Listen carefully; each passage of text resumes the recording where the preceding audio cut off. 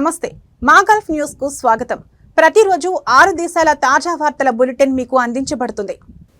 Bahrain లో చట్టవిరుద్ధంగా నివసిస్తున్న డొమెస్టిక్ వర్కర్లకు ఆశ్రయం కల్పించి సహాయం చేసినందుకు రెండవ మైనర్ క్రిమినల్ కోర్టు 10 మందికి 2 నుండి 3 నెలల వరకు జైలు శిక్ష విధించింది. దోషులలో 8 మందిని జైలు శిక్ష అనుభవించిన తర్వాత బహిష్కరించాలని కోర్టు ఆదేశించింది. ఒక బహ్రెయిన్ వ్యక్తి అతని భార్య చట్టవిరుద్ధంగా 5 ఆసియా వర్కర్లకు ఆశ్రయం కల్పించారని పబ్లిక్ ప్రాసిక్యూషన్ తెలిపింది. వారికి సహకరించిన మరో 3 కూడా అదుపులోకి తీసుకుని కేసులు నమోదు చేసినట్లు వెల్లడించింది. దర్యాప్తు ఆధారంగా అందరిపై క్రిమినల్ కేసులు నమోదు చేసినట్లు పేర్కొంది. ఈ కేసును విచారించిన క్రిమినల్ కోర్టు ఆరోపణలు ఎదుర్కొంటున్న వారిని దోషులుగా తేల్చింది.